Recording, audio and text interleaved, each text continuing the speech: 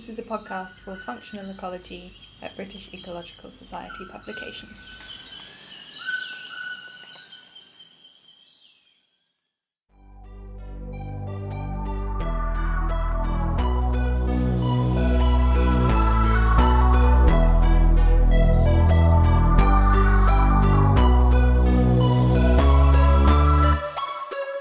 The Roots of the Science podcast with your girl, Anne Chisa.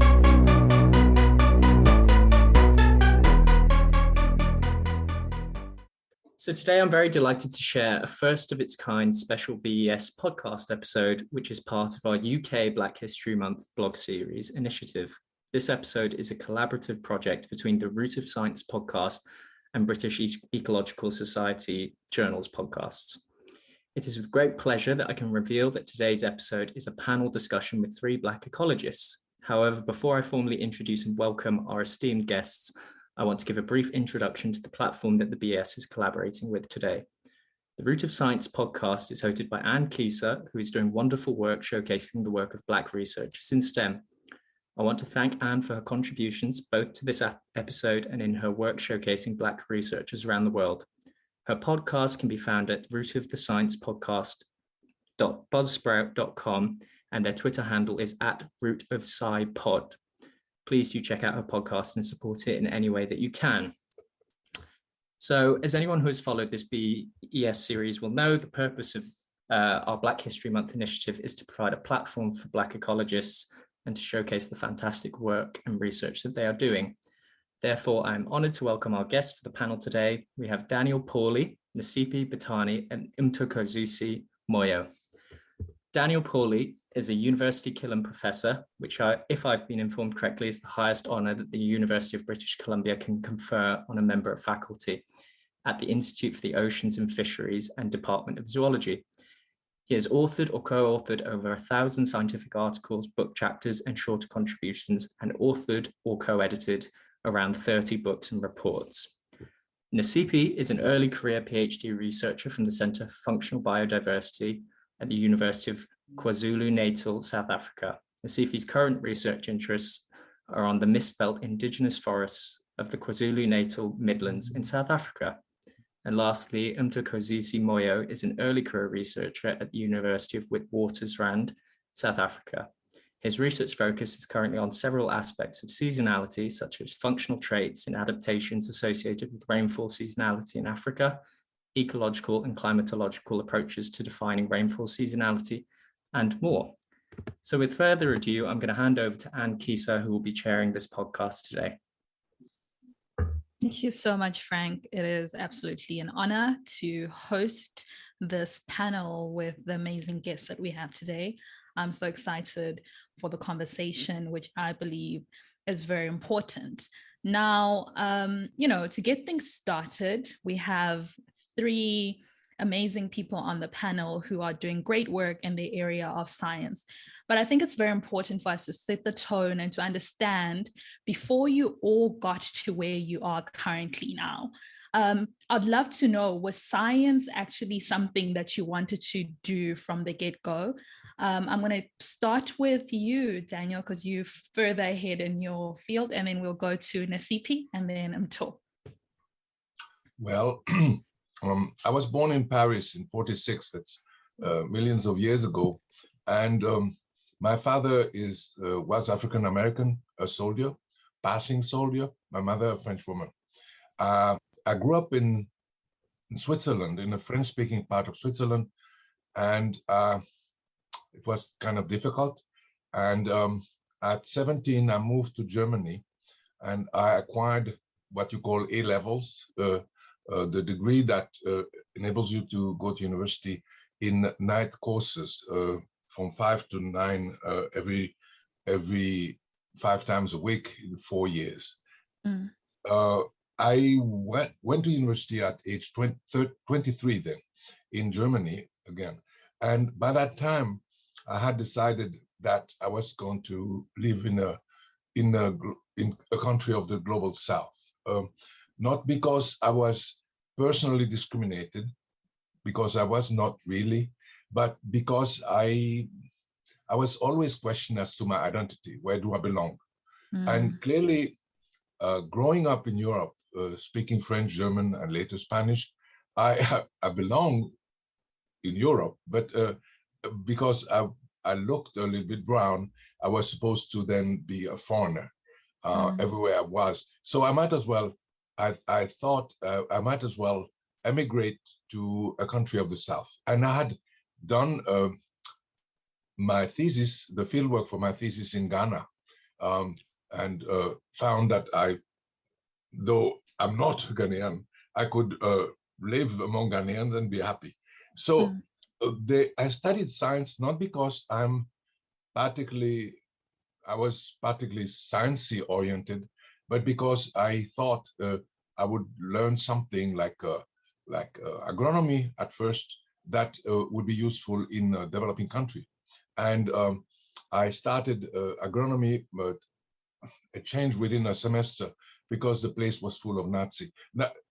Not nasty people that we call Nazi, real Nazi, because it was in '69 and they were still around in Germany. I studied then fishery science, and I was after my master, I was working 2 years in Indonesia, came back to do a PhD, and then I was working in the Philippines around 20 years, and could realize my dream of working in the intertropical belt.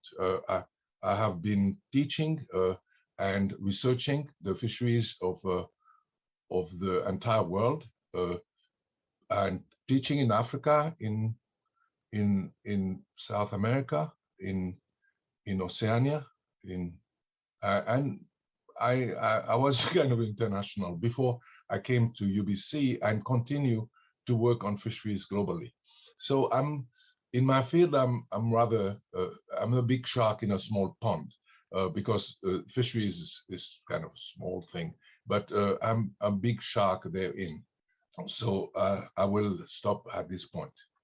Thank you so much for that journey. It's pretty long and winding, and we can't wait to hear more about what you do. Over to you, Nasiphi. What is your story? What made you want to become a scientist? So for me, I always knew I wanted to do something within the sciences, but I didn't know exactly what, because I've always been like good in maths, and I knew I wanted to do something with maths. So when I got to high school in grade 8, I went to like a technical high school. So they offered like civil technology.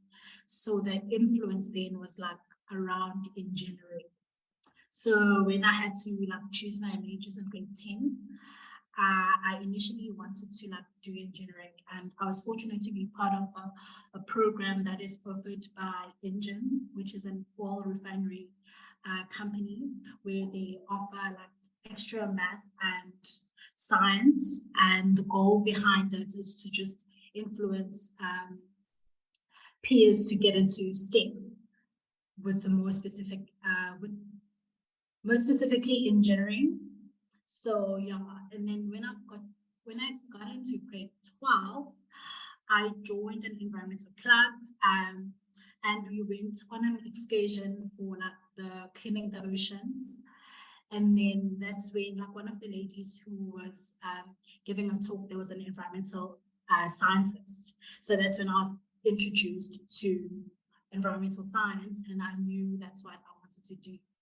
And then I went on to do environmental science in my undergrad, and I was introduced into ecology because the degree that I was doing was a double major between ecology and environmental science. So in my second year, I was then introduced to ecology.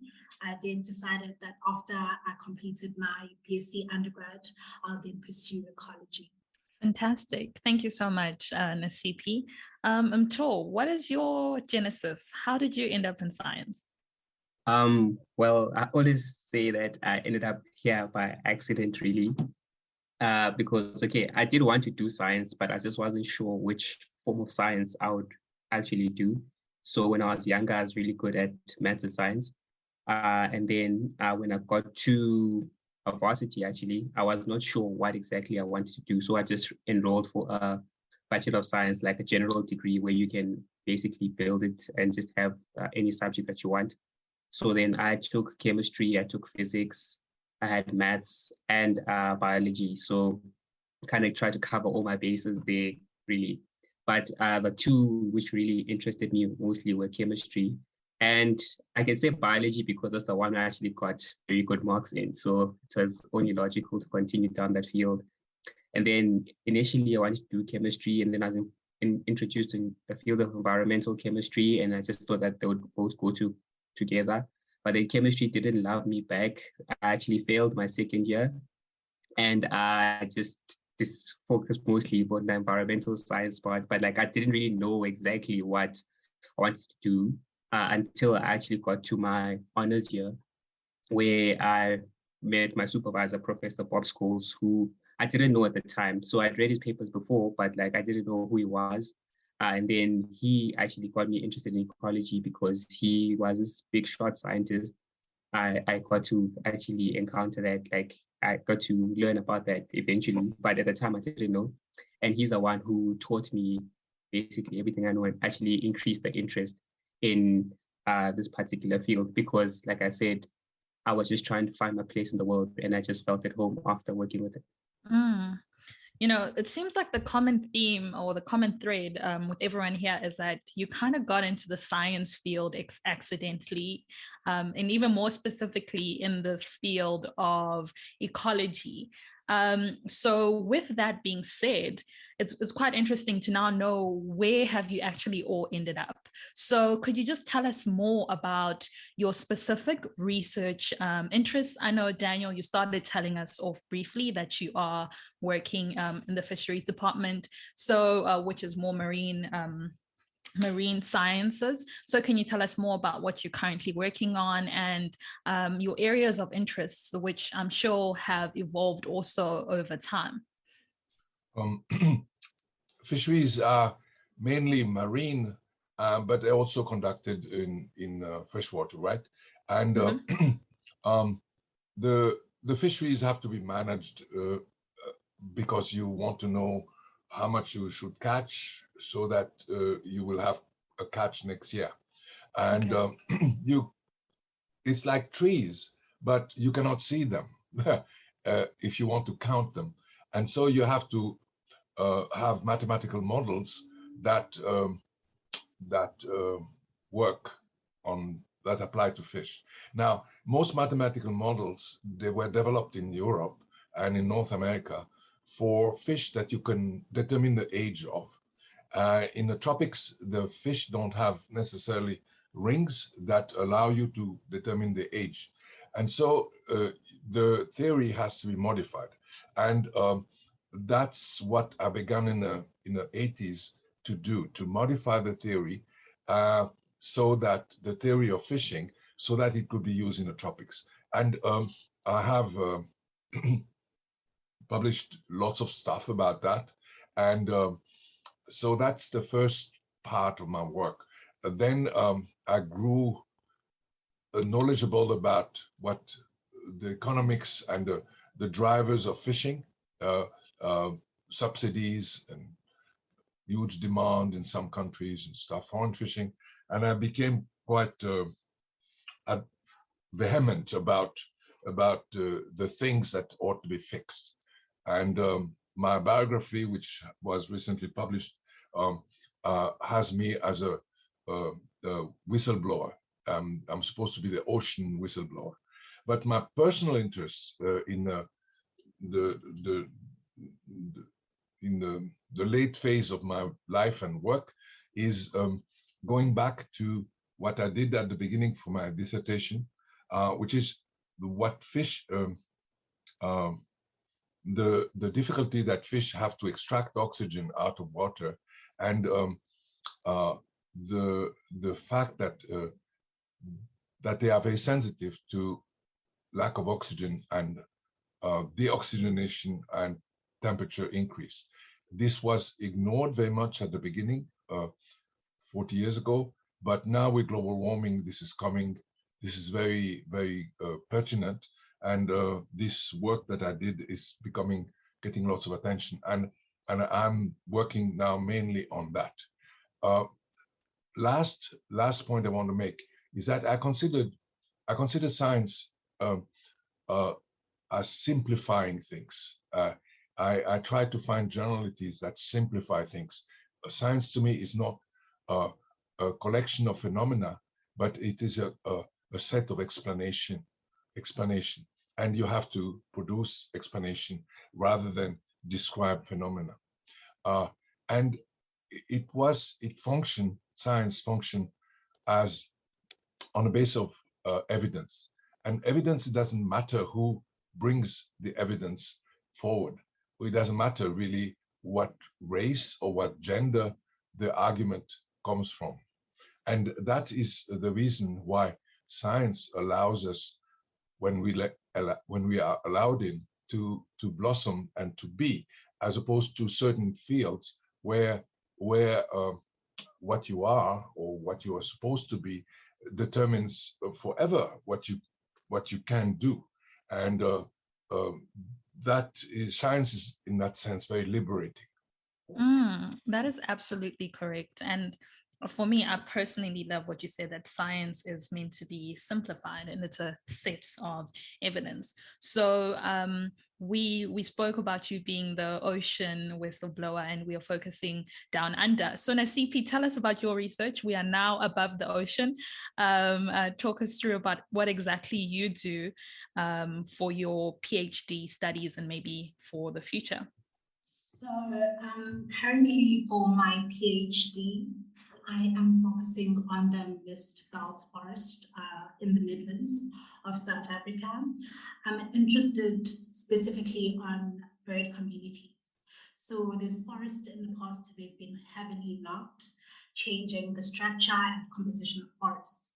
So as you know, that birds are important ecologically as they pollinate our plants, and they contribute largely to like seed dispersal of plants. So I'm looking at how are they responding to land use change. And with that, I'm also focusing on the endangered Cape parrot. I'm looking at which forest patches is the bird occupying and what makes those patches special. And that is important because we have less than 2,000 individuals currently in the wild. So by knowing what forest structural and compositional characteristics are maintaining these birds, we can conserve the remaining populations. Thank you so much, Nasiphi. Very interesting research, and we wish you all of the best with the rest of your PhD.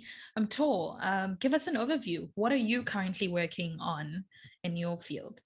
So as I said in the introduction, I work on several aspects of seasonality.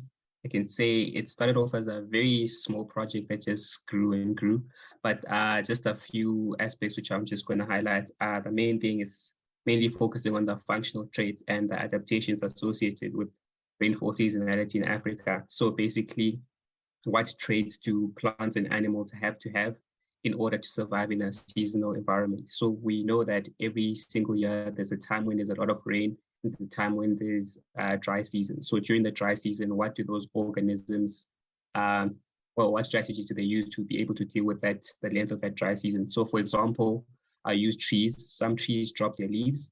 Some manage to keep their leaves throughout that whole period. Or we get animals that also migrate to other parts where there's food during the dry season. So those are the kinds of traits that I'm looking at. So we have done a review and also tried to classify all of those traits into different categories. And then the other thing which we're also looking at is how to actually define what rainfall seasonality is. Because if you look at all the papers that have been published, a lot of people use different definitions for what rainfall seasonality is. So what I'm also trying to do is to try and take all of those definitions and put them all into one place, and then also try and figure out what do you need to be able to measure those seasonality in that way. Then also the application. So the measure of seasonality that you use depends on the application. So sometimes if you are looking at, for example, if you're looking at from a plant perspective, you find that something like growth days is a better measure of seasonality because it takes into account the type of soil that the plant is found in. But then in other instances, when you're just looking at how the rainfall is distributed throughout the year, that's different. So those are the kinds of things that we're looking at. And then we have 2 examples of how seasonality can affect community composition. So the first one is looking at how plants in Southern Africa, whether we have specific plants which are found in seasonal environments in Southern Africa or not. So that's the one objective. And then the other one is just to see if mixed feeders, so herbivores, which browse in the summertime. So there's a mixed feeder that browses in the winter, and then it grazes in the summer, to see if their distribution is also comparable to some of these seasonality maps that we're producing. So that's my research in a nutshell. Thank you very much, Mtho. Sounds like very important work. Again, we also wish you all of the best as you round up your PhD. So we've got very diverse research interests here, and it's kind of set the tone of why we've come together. You know, it's for Black History Month, and we want to amplify the voices of Black ecologists and showcase the amazing work that you're all doing. However, we all know, and I'm sure you do because you're all in this field, that there is a lack of representation, particularly of people of color, Black people. Nasiphi, for you, I'm sure this is a double wagon, because not only are you Black, but you're also female. So can you just talk to us on some of your experiences on the lack of representation, being female as well as being a Black person? For me, I would say I've been fortunate enough when I started my MC and joined my lab. It's a very diverse lab, so it's like well balanced in terms of gender and race. So at no point did I feel like out of place. I think I got to realize when we go for like conferences. I remember in beginning of 2020, I attended an international conference, and I happened to be one of 3 Black students in the conference. So then that was like a wow, like I didn't really like, even like in terms of like African representation, our lab, only the 3 of us from the lab were the only ones from Africa. So I guess that's when I only realized it's wow, there's actually a lack of representation, and it's really bad. But on a day-to-day, like at the lab, I really don't feel that way. That's so interesting that it seems like when you were here, you didn't notice any different, but then when you kind of zoomed out and you went into a bigger setting, that's when sort of the blinkers were off. Does anybody want to add further on this? Maybe Daniel? Well, what I can say is that there is a problem at the institute where I work. Is a graduate institute, so we can choose students who will do master and PhD. And the problem is that we don't get Black students applying. That's the issue. So 2 years ago, when the Black Lives Matter movement exploded, lots of people consulted with me and other people in the university. We have to do something. Well, the point is that students apparently in North America get discouraged. In North America, meaning mainly the US and Canada, get discouraged earlier. They don't graduate with the wish to become scientists. The bright and the bright student that also have a family background that enables them to be comfortable studying and stuff, those often study medicine and law. And I've noticed that also when I was in South Africa, that the first student that could go to university, they were pushed by the family to become to study medicine and law, because this is stuff that people who are not lived in privileged background identify as successful career, whereas scientists they earn modest salary and they cannot necessarily look after a big family, and there is little encouragement to go into the science. You have to feel comfortable with with your entire surrounding to do that. That is, I think, one major problem that we have. That that the universities are at graduate level, they are now in North America at least are open to Black students, but there is few of them that go to the gauntlet of undergraduate studies for science. Yeah, I think you've touched on a very important topic. I'm going to bring you in here based on that. So Daniel said that it seems like the Black students are not necessarily applying for programs, for example, in science, or let's say even more specifically in ecology. Do you think that's the case for you? You are here in South Africa. And also, what sort of pressure does that put on the people who are idols?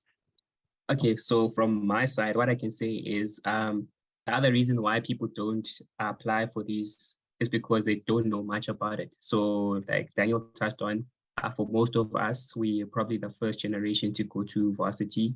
At least I was privileged enough that my parents actually went before me, so they had a bit more information. But for a lot of my peers, they are the first generation to go to varsity. So it's a thing where they're also trying to figure out what's going on. Like those careers that have been mentioned, like law and accounting and law, or being a doctor, those are the most accessible careers because that's what you see on TV every day. And you know that if you study that, you're probably going to get a nice salary, drive a nice car afterwards. So that's why many people go towards that. But then when it comes to science, people don't even know the wide variety of careers that you can do in science, not just ecology, but there are many different parts of science that people can go into that people have no idea about. That's another reason why a lot of people don't apply for that. And then also when you get into those careers as well, there's some sort of like systemic way where they try and, or you just realize that you don't belong in this particular space. And that's something that we have to try and navigate. And only a few people can actually get through that, to say that challenge. And then only then will you be able to make it to being a scientist. So true, so true. And with that being said, we know we are able to recognize these problems. We've all mentioned what the problems are. So then how do we take action so that more people get into the sciences? Let's start off there. And then how do we get more people to get into ecology? I'd like to pose this off to you, Daniel. In your years of experience, what do you think can be more of the action plans and not necessarily, just the words, which is, I think sometimes that's the problem. Two things. I think that global warming, which is going to be with us quite a few decades and perhaps centuries, will emphasize the role of ecology in life, because we are going in many countries and to hang on by a thread our survival, because agriculture is going to become difficult, fisheries is going to be also difficult. So ecology will very much have to be at the center of our planning and life.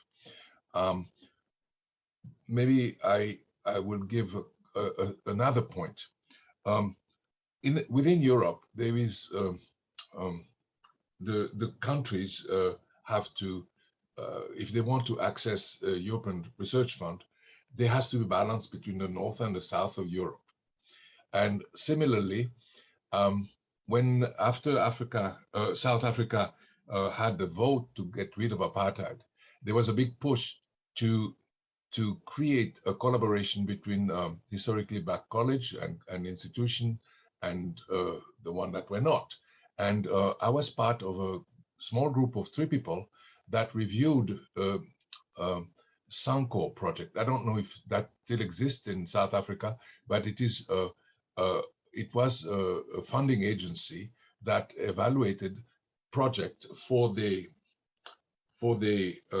balance between Black institution or Black college and white college. And some of them had made a real effort, because it was just after apartheid was officially finished, a real effort to involve people in a real sense, but most of them had not. They had just put a line, or this college would be involved, but they hadn't thought about it, what it means. And one could, we went to 100 applications for a project, and they could easily be identified, the one that were not serious about this collaboration. So basically, we will have ecology will par force. It is necessary to have more ecology in our lives, simply because we are going to have big trouble with our natural systems in the next years. And this will force collaboration between all the institutions that can work together. But this collaboration will have to be more than on paper. They will have to be real. And they are easily distinguished when, for example, there is collaboration between two institutions, but 90% of the fund go to one and not to the other. You can tell that it is not real. So it is actually, it is via distribution of fund, it is actually possible to force collaboration between groups that were not collaborating before. Thank you, Daniel. Thank you, Daniel. So it seems like here we've spoken more on an institutional level. So I'd like to take this then to you, Nasiphi, on a personal level. We're still talking on the word of action, right? So for you, where you are in your career, what do you think would have been helpful for you in terms of getting into ecology, on a more personal front as well? I think for me, what have been the most important thing would have been knowledge. I think a lot of us don't know the opportunities that are out there. We don't know the options we have and the amount of careers and all the things that we can get into. And I think that remains to be an issue. I always realize when I demonstrate undergraduates and I tell them what I'm currently doing, it's always a shock to them. It's just oh wow, you can study and get paid for it.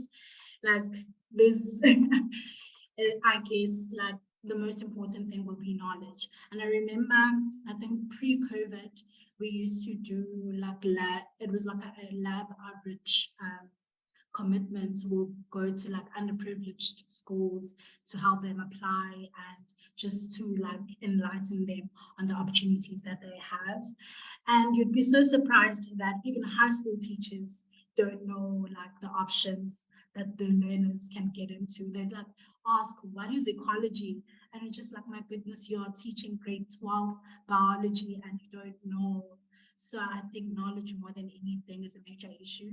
And people like myself who are already within the space, I think we should be more vocal and try to share more information on that.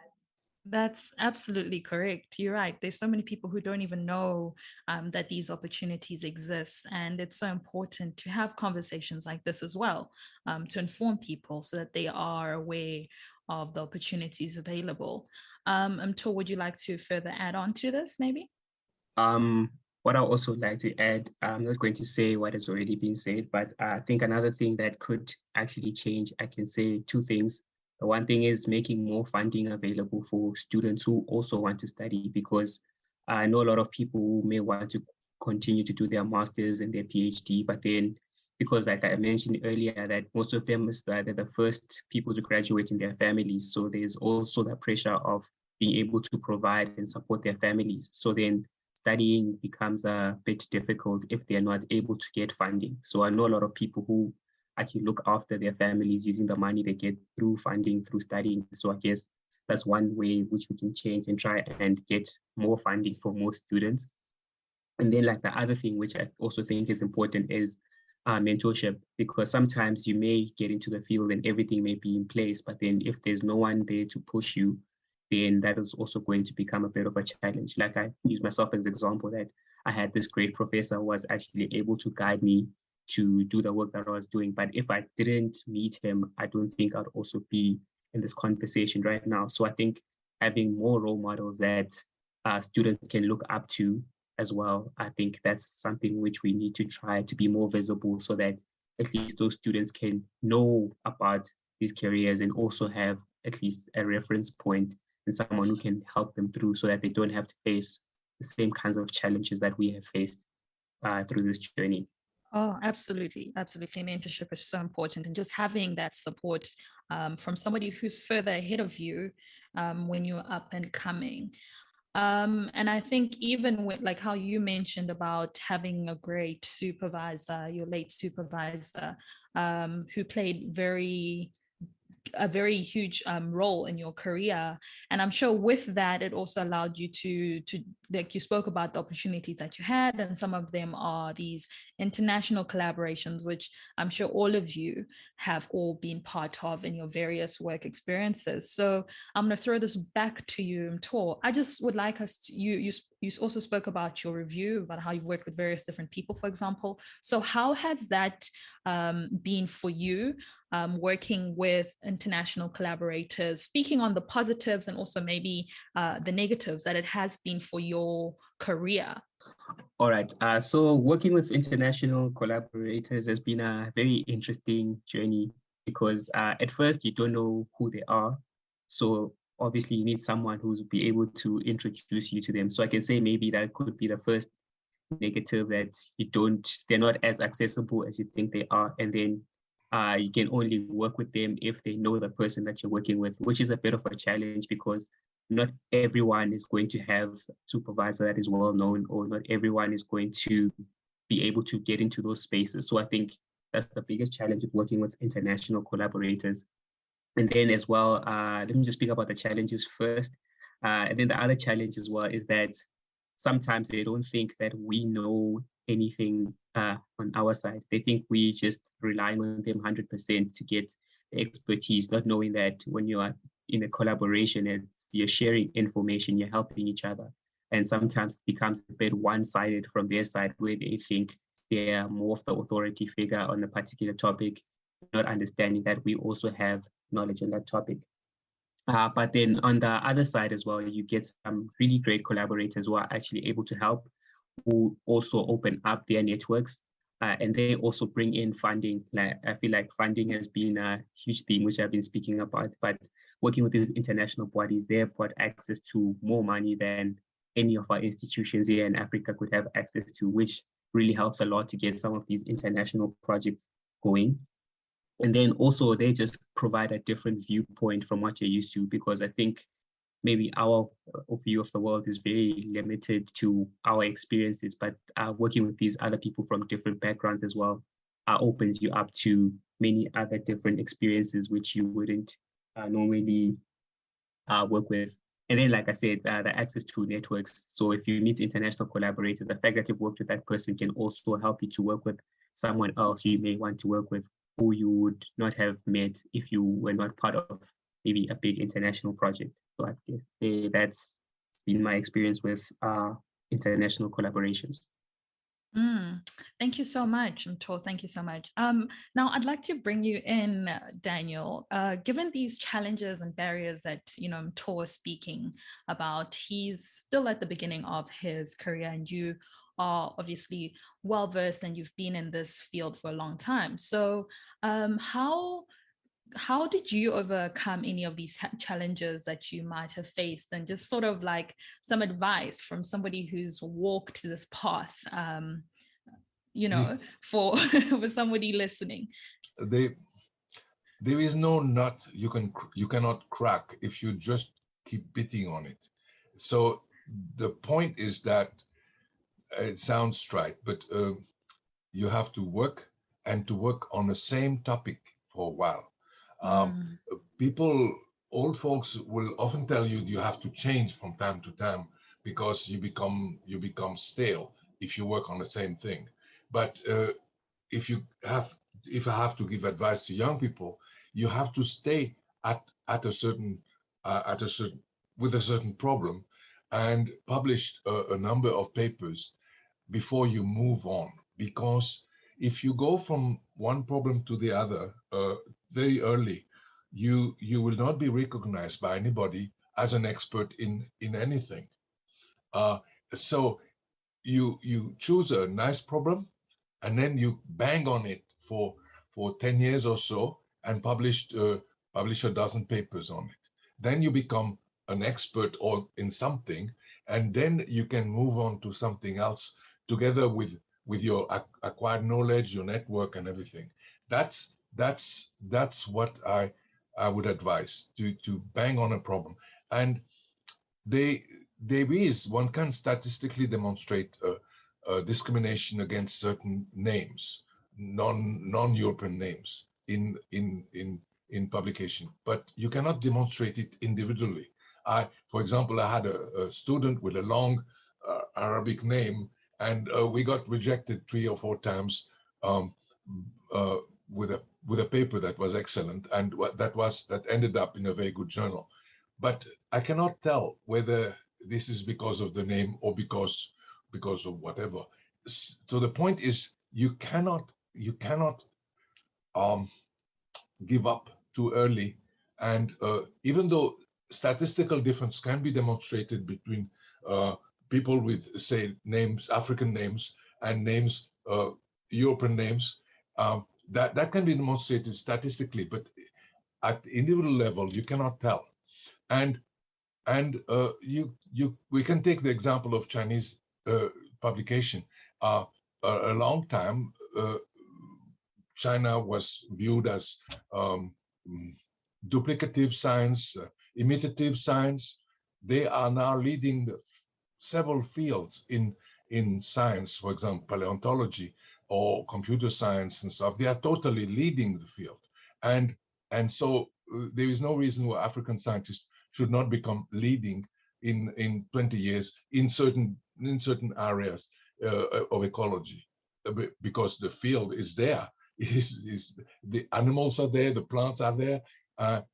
The point is that you have to stick to it, and you have to crack these nuts by banging on it repeatedly until they open, until they crack.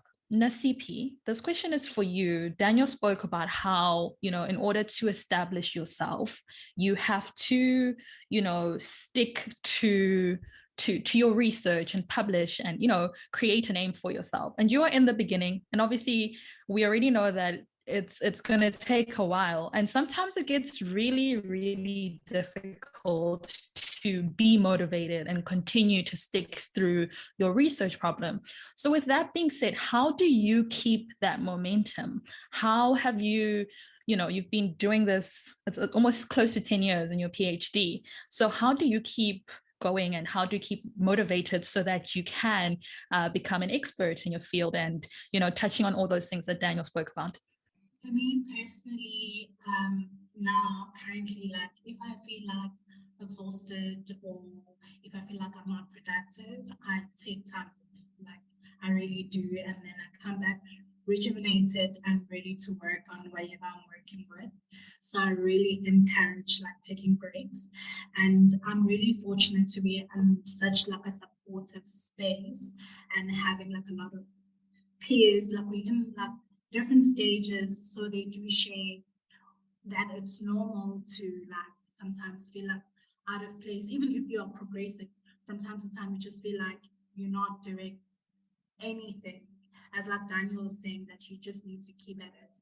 And I've been just trying to keep motivated, especially now that I'm writing up. It's a lot, but I'm pushing through. Definitely. And I'm sure the end of anything, particularly a PhD, is so hard. Mtho, you're also in that space. You're also finishing up your PhD. So how do you stay motivated so that, we joke on a personal level. I know you on a personal level that, you're going to become a professor. So obviously that's going to require a lot of work. And, how do you keep motivated? For me, I think, besides like having a very supportive lab, the people that I have in my lab are really, really supportive. They make sure that they celebrate every little win, even if you just you type a sentence or you make one graph, they'll celebrate that, because that's so celebrating those small little wins, I think for me is another thing that keeps you motivated, because sometimes you become so discouraged when you look at this big task that's ahead of you. But then if you see yourself that you can do one little thing, then that in itself makes you feel so much better.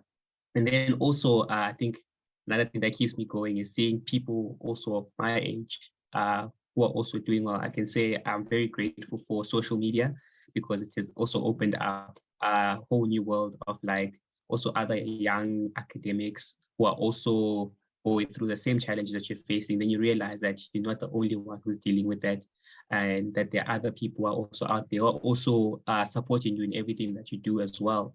Because when you, for example, if you post about whatever achievement that you have all these people that are also cheering for you, who you may not know on a personal level, but that also helps you to be able to do your work as well. So I think that's another thing that keeps me motivated. Support is so important, whether it is in your lab or just, on social media. And I love that. We've had such a great conversation today. And I've loved how you've all shared your very unique journeys. And it's been quite interesting to learn about all of your research interests and just some of the things that are common to all of you, but also the unique differences in some of the struggles. So as we wrap up, I'd love to hear some advice with somebody who is listening. What advice would you like to impart on them? Or as I always say, golden nuggets. Daniel, would you care to start for us?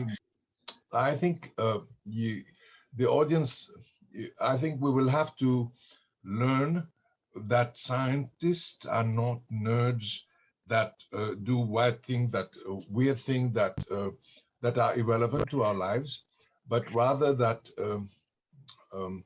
that they are doing things that have to be considered, lest we don't want civilization as we know it to end, because we are in a process of messing up with the earth ecosystems to the extent that life on earth will become difficult.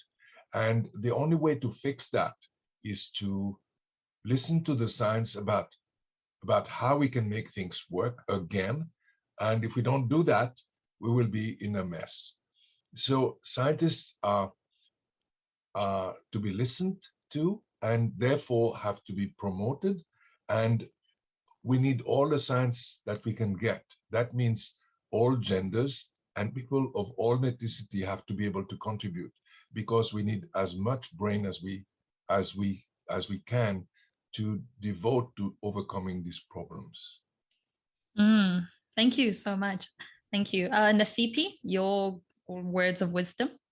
For me, I'd say I think what we do is very important, not just for us, but for society. So I'd say like anyone who's interested into like pursuing postgrad studies, I would say just if you can choose a supportive supervisor. Choose a supportive supervisor, look out for funding opportunities. There's so many like opportunities for like travel and attending conferences. Nice. Mtho, your last words first, please. What I can say is that keep asking questions, because if you keep asking questions, then you would want to find out the answers. So I think the advice I can give, or my final closing words, is that we should keep asking questions. And that applies to, I guess, all aspects of life, but specifically in science, because asking those questions will help us to be able to understand our world better, and it will also help us to be able to solve some of the problems that we face. And then also another thing which I can say is going back to the support system, like find someone who can support you. And there are so many people that are willing to support. You just have to look in the right places. Lovely. Wow. So many golden nuggets, words of wisdoms, and amazing last words. And I'm sure for the audience who are listening, they are inspired, they're motivated, and they've learned something. And thank you so much, each and every one of you for taking the time to chat with us today on this amazing episode, this collaboration. And we want to say that this is hopefully not the end, but the start of many more conversations like this, because it's very, very, very important.